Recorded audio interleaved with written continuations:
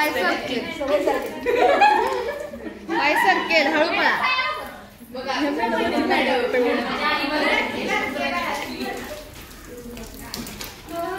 गुरुविन कोण दाखविल वाट, आयुष्याचा पथ हा अवघड डोंगर वाट.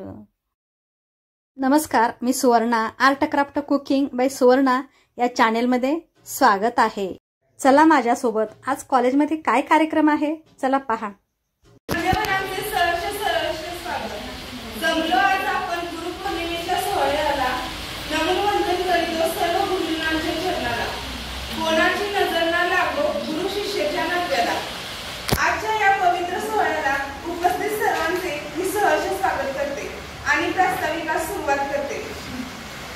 अज्ञानाची भीती दूर करण्यासाठी मनामनात गुरुप्रेमाचा दीप पेटवूया. मान्यवरांच्या हस्ते प्रतिमा पूजन आणि दीप प्रज्वलन करूया. सर्व मान्यवरांना मी विनंती करते की त्यांनी सरस्वती मातेचे पूजन करून दीप प्रज्वलन करावे.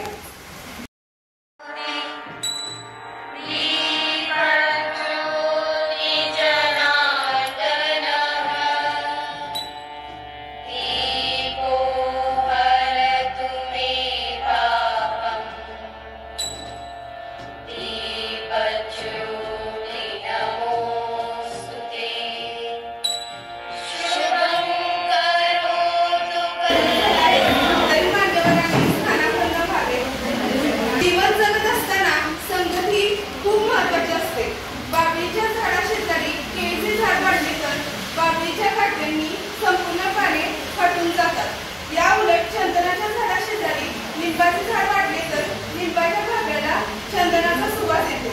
ज्याप्रमाणे रामाच्या सहवासात हनुमान धन्य झाला, श्रीकृष्णाच्या सहवासाने अर्जुन सर्वश्रेष्ठ झाला, त्याचप्रमाणे आज तुमच्या सहवासाने आम्ही धन्य झालो. आपल्यातल्या आपल्या माणसांचा आज आपण साऱ्या आपुलकीने व आपलेपणाने सत्कार करत आहोत. आपली माणसं आपलीच असतात, आपल्यासाठी ती कष्टतात, म्हणून आपल्या माना त्यांच्या पुढे झुकतात.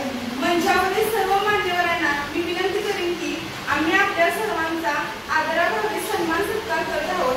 आपण तो स्वीकारावा ही विनंती. मॅडम नलवडे मॅडमचा सत्कार पौर्णिमा सातपुते. नाझरे मॅडमचा सत्कार समीक्षा ढेकळे करतील अशी त्यांना विनंती.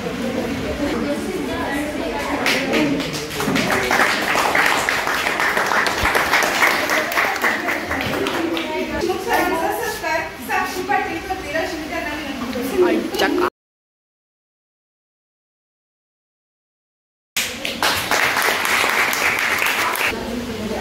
घाटी मॅडमचा सत्कार अपर्णा नलवडे करतील अशी त्यांना विनंती करते.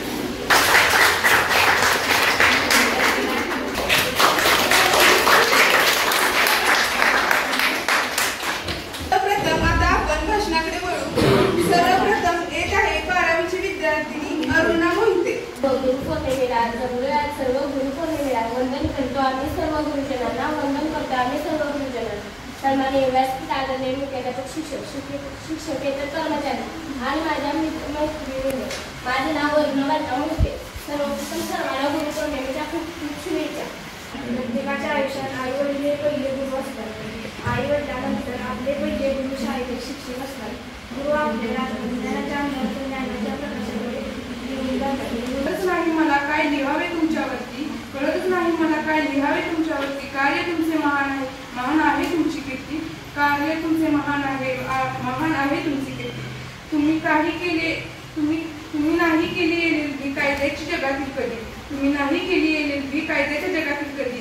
पण जीवनाच्या कायद्याबद्दल पद्धत मात्र तुमची होती सावी.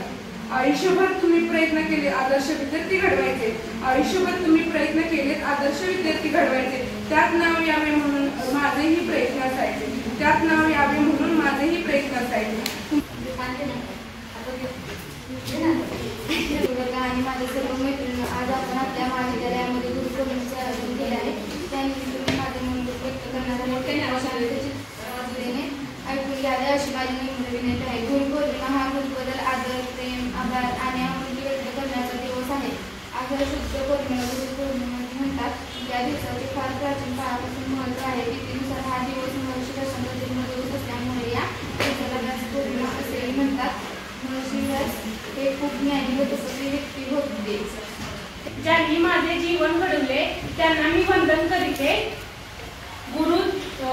त्यांच्याजवळील ज्ञान आणि अनुभवातील शिष्याला मार्गदर्शन करत असतात. जीवन जगत असताना या ज्ञान आणि अनुभवाची प्रत्येकाला गरज असते. स्वभावातून शिकण्यापेक्षा एखाद्या खंडी जाते. त्या गुरूंप्रती आदर व्यक्त करण्याचा, त्यांना नतमस्तक होण्याचा दिवस म्हणजे गुरुपौर्णिमा. या म्हणजे ज्ञानाचा दिवा म्हणजे आपल्या ध्येयाचा दिवा म्हणजे आपल्या आयुष्याचा पाया. आज गुरुपौर्णिमा माझ्या कुटुंबाकडून आणि माझ्या गाडीच्या शिक्षकांना आणि माझ्या गाडीच्या बहिणीला गुरुपौर्णिमेच्या हार्दिक शुभेच्छा. कठीण प्रसंगी ही आठवण होते फक्त त्यांच्या सोबतीची. कठीण प्रसंगी ही आठवण होते फक्त त्यांच्या सोबतीची.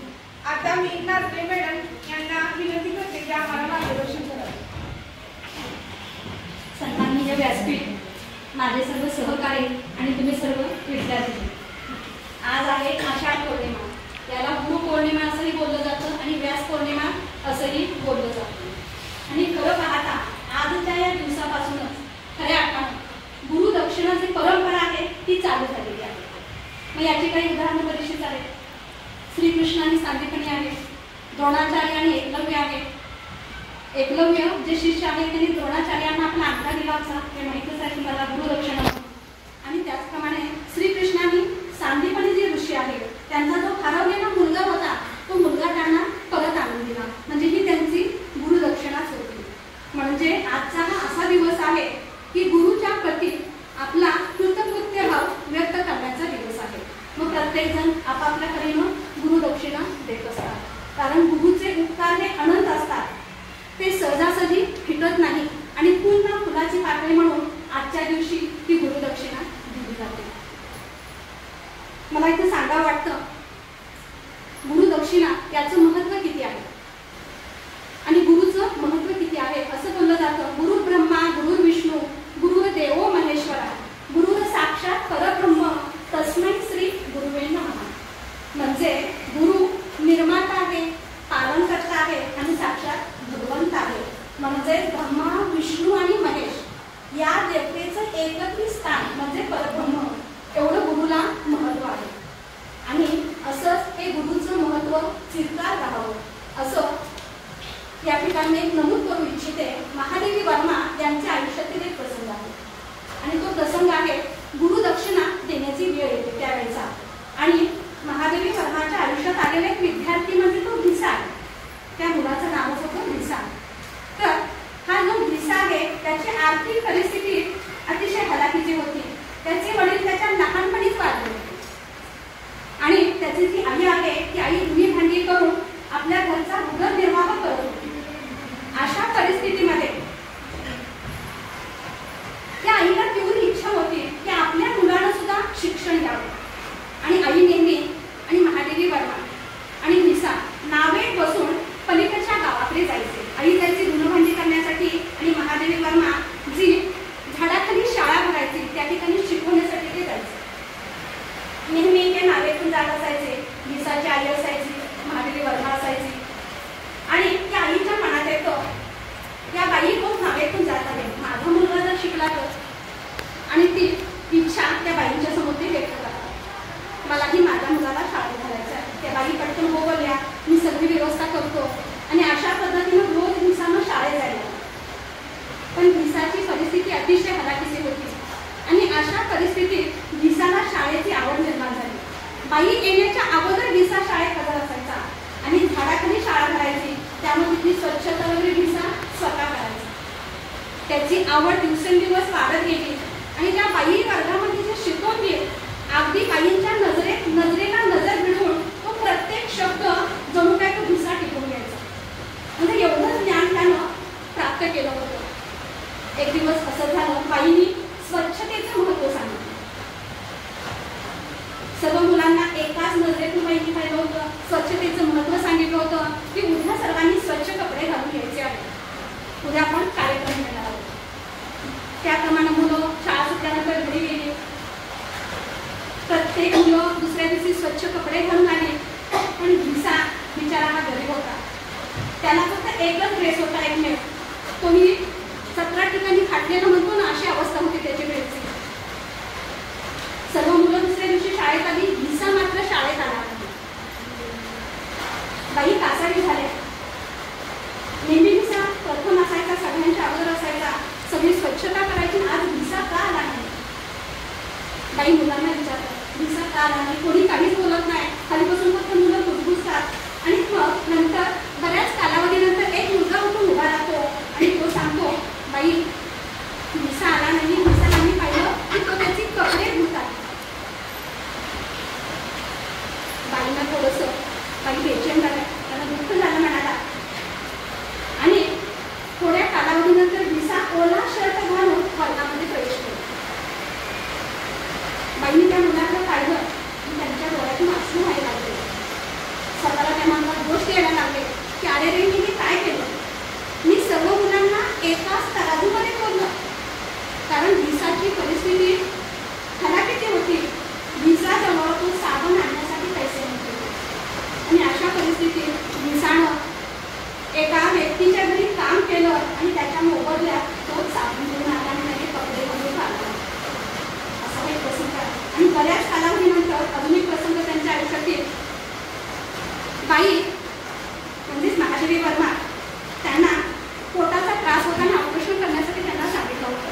त्यामुळं बाई काय करणार होत्या, कायमच शाळेला विदाई देऊन त्या जाणार होत्या. मग सगळ्यांचा त्यांनी निरोप घेतला. पण सर्व मुलं हजर होती, गावकरी हजर होते, पण भिसा मात्र त्यांना कुठे दिसत नव्हता. बाईंची नजर होती की फक्त भिसा कुठे आहे. बराच वेळ त्या भिसाची वाट पाहत होती. आणि बऱ्याच कालावधीनंतर निरोप देऊन आता बाई जाणार.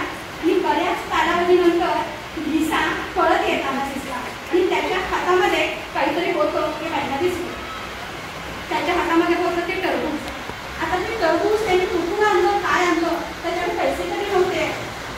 भिसा हा गरीब आहे म्हणून त्याला असंच एका दयावतीने एक नवीन शर्ट दिला होता. तो शर्ट त्यानं अजिबात घातलेला नव्हता.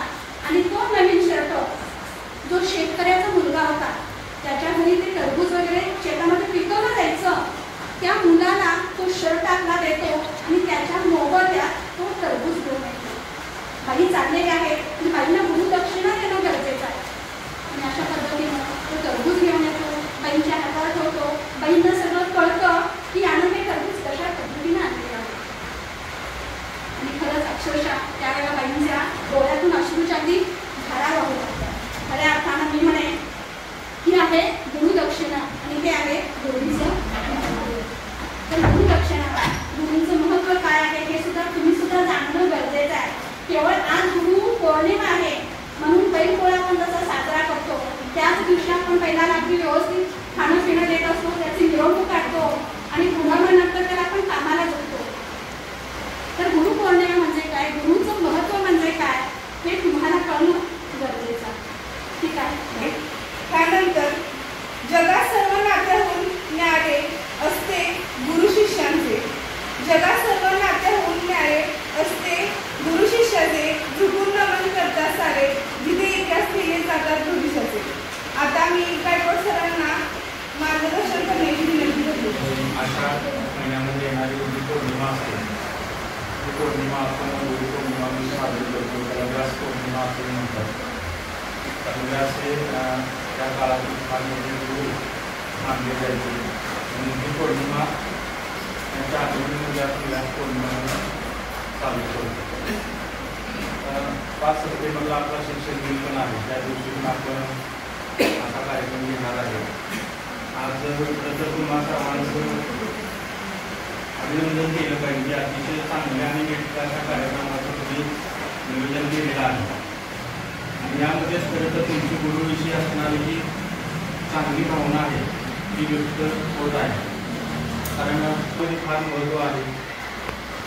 असं म्हणतात की मार्गवरून गुरुरून आणि गुरुरून हे कधीही फेडता येत नाही. आपला जन्म झाल्यापासून आपल्या अवतीभोवती अनेक माणसं येत असतात, अनेक प्रकारची परिस्थिती निर्माण होत असते, अनेक प्रकारचं वातावरण निर्माण होत असतं आणि हे सगळं आपल्याला गुरु म्हणून मार्गदर्शन करत असतं. आपले आई वडील, आपले कुटुंब, समाज, समाजातील घटक, शाळेमध्ये आल्यानंतर शाळेतील शिक्षक, मित्रमैत्रिणी, पुढे जाऊन आपण जसं जसं पुढे जाऊ तसं वेगवेगळे अनुभव येत असतात. ते अनुभव सुद्धा आपल्याला मार्गदर्शन करण्याचं काम करतात. त्यामुळे प्रत्येक Thank you.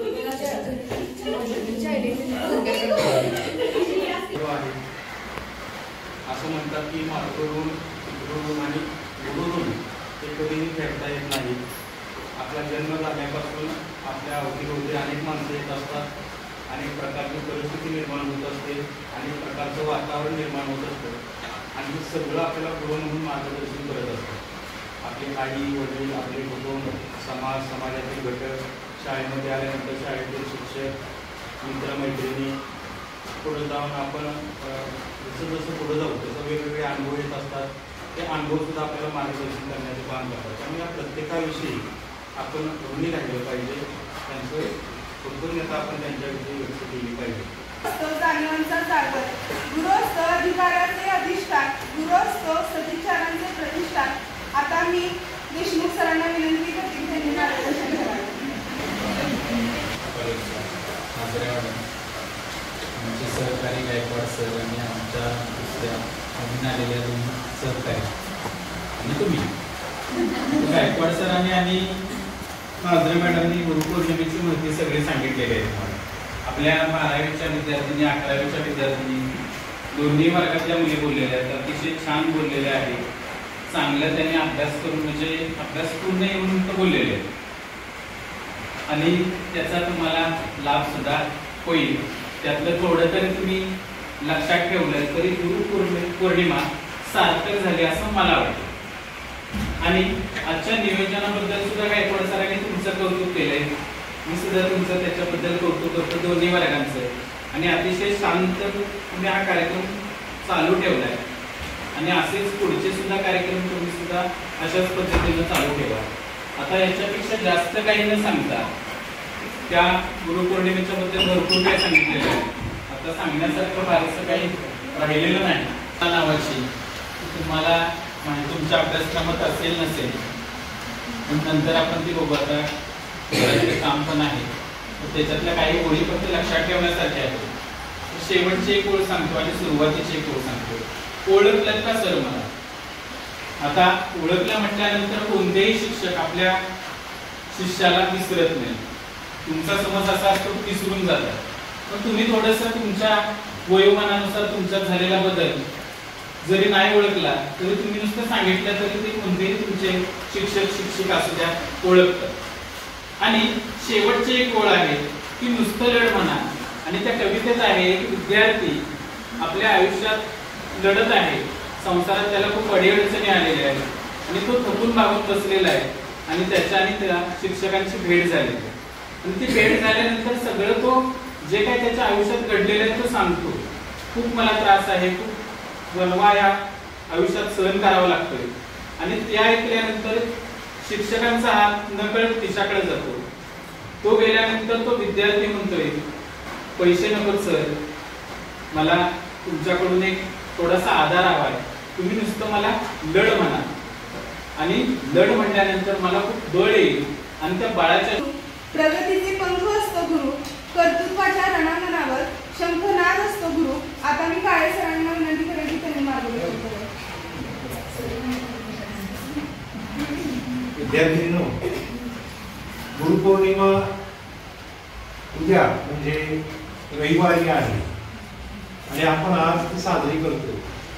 म्हणजे आपण एक दिवस अगोदरच ही गुरुपौर्णिमा साजरी करतो. याचा अर्थ असा आहे की गुरुविषयी आदर व्यक्त करणं तुम्हाला फार आवडतं असा याचा अर्थ आहे.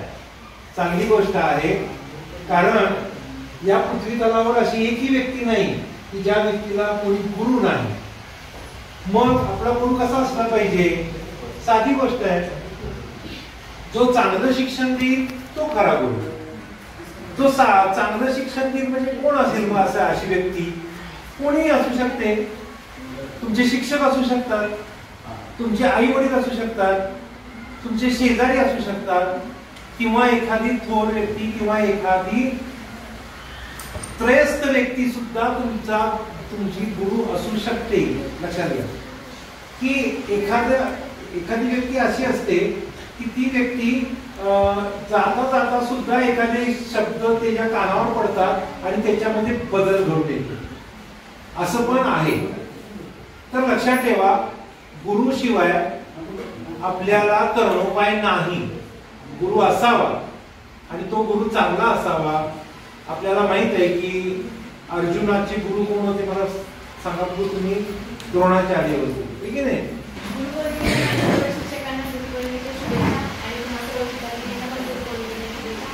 जास्त काही सांगत नाही, फक्त एकच गोष्ट सांगते की घडायचं कसं आहे तुम्हाला. शेक्सपियर माहितीये, शेक्सपियर तेव्हा शाळेत होता तेव्हा त्याला इंग्लिश येत नव्हतं. इंग्लिशमध्ये कायम नापास व्हायचं. इंग्लिशमध्ये कायम फेल व्हायचं. नेहमीच त्याची कंप्लेंट असायची. पालकांना बोलून घेतलं जायचं त्याच्या आणि सांगितलं जायचं हा आगाऊपणा करतोय, ह्याला इंग्लिश येत नाही. मग त्याच्या आईला ह्या गोष्टी ऐकून ऐकून वैताग आलेला. एक दिवस त्याची आई काय करते की त्याला घरी बोलवून घेते आणि म्हणते की आता तू स्कूलला जायचं नाही, तर मीच घेणार. मग त्याची आई काय करते तर त्याला घरीच सगळं शिक्षण द्यायला सुरुवात करते. जो शेक्सपियर इंग्लिश या विषयात नापास होत होता, आज MA ला त्याचाच सिलेबस आपल्याला आहे. बरोबर. जो शेक्सपियर इंग्लिश सब्जेक्टला नापास होत होता, ज्याला इंग्लिश येत नव्हतं, त्याने इंग्लिश मधून MAचं शिक्षण पूर्ण केलं आणि आज MA ला त्याचा सिलेबस आहे. लक्षात येते का काय सांगितलं?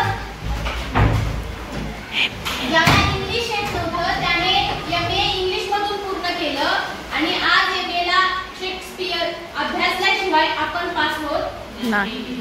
मग आपल्याला हे असंच बनायचं. एवढंच सांगेल आणि थांबेल. संधी दिली त्याबद्दल धन्यवाद.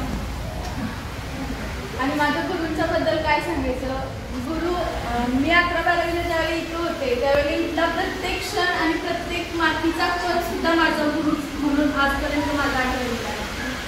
आणि गायकवाड सर असतील, देशमुख सर असतील किंवा नाझर मॅडम असतील, पाटील मॅडम असतील, प्रत्येक पावला त्यांनी मला मदत केलेली आहे. आणि ज्यावेळेला मी 11वीत इथं ॲडमिशन घेतलं होतं त्यावेळेला अगदीच माझी तुम्ही सगळे आहात तसेच आम्ही देखील होतो. आम्हाला देखील असं काही फार येत नव्हतं किंवा फार आम्ही मॉडिफाय होतो असं काही नव्हतं. त्यामुळं तुमच्यासारखेच आम्ही होतो. पण त्या पाकावरून आज इथंपर्यंत येण्याची जी हुरूप आहे, जी प्रेरणा आहे किंवा प्रोत्साहन आहे ते ह्या शिक्षकांच्यामुळे आम्हाला मिळालं. आणि 11-12वीत जसे घडलो तिथून पुढचा प्रवास जो आहे तो फार इझी गेला आम्हाला. कारण ह्या 2 वर्षात तुम्ही जेवढे एफर्ट्स घेता तेवढा एफर्ट्स तुम्ही पुढे तुम्हाला घ्यावे लागत नाही. कारण ह्या 2 वर्षात तुम्ही चांगले घडलेले असता. तुम्ही प्रत्येक विषयामध्ये तुमची कमांड मिळवलेली असते बऱ्यापैकी. त्यामुळे पुढचा अभ्यास पण तुम्हाला फार अवघड असं जात नाही. बाकी सांगायचं झालं तर आजचा कार्यक्रम खूप छान पद्धतीने अरेंज केलाय मुलींनी. आणि तुम्हाला म्हणजे की माणसाने झुकून जावं पण हार मानू नये किंवा माणसाने डिस्ट्रॉय व्हावं पण त्यांनी आपल्या जीवनामध्ये हार नाही मानली पाहिजे. हाच फक्त धडा तुम्ही तुमच्या आयुष्यामध्ये गिरवा, बस तुम्ही सगळं मिळवलं. थँक्यू.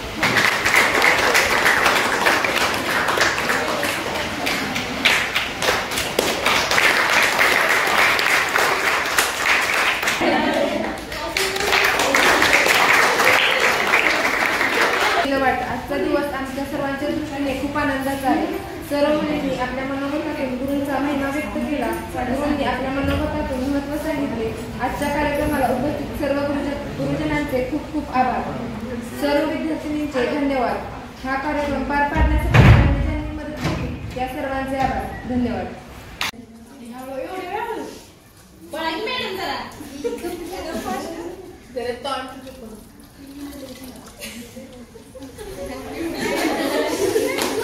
ए टाळ्या नको, आवाज नको, टाळ्या वाजवू नका.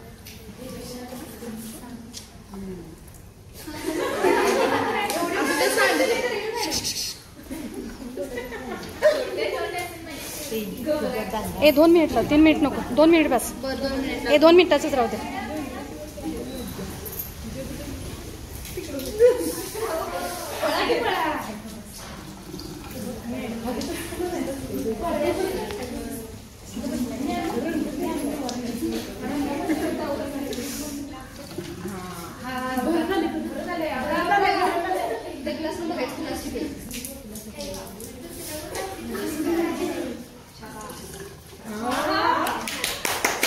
हे टाय नको,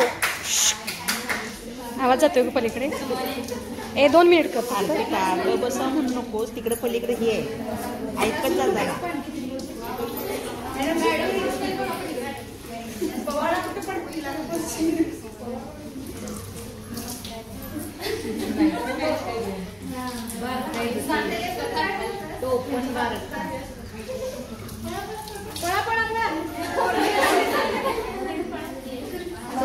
किती झाले ग? किती मिनिट झाले? 1.5 झाला. 1 मिनिट होऊन गेलाय. इकडे कोण शूटिंग तू करणार? असं धरायचं मोबाईल. बघ आता मी कसं धरते. बघ हे असं धरलं की पुन्हा इकडे असं घ्यायचं, असं घ्यायचं. नाही का असं इकडे तुझ्याकडे देणार आहे मोबाईल. बघ आता बघ असं परत असं घ्यायचं नाही का, ओतताना असं घ्यायचं. भरली बॉटल ना? स्टॉप कर. चला स्टॉप. ओके झालं. झाला खेळणं. छान छान छान. मोजा आता. हा कर केलं.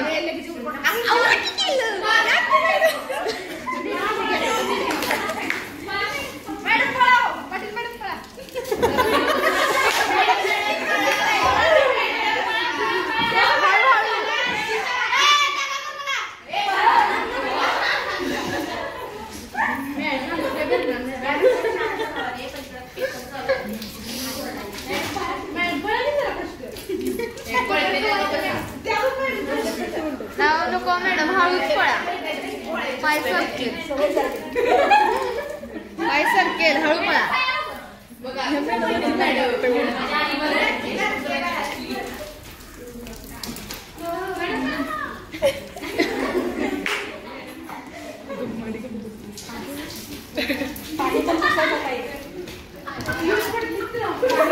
सगळ्या जाताना फरशी पुसून जायला लागणार आहे.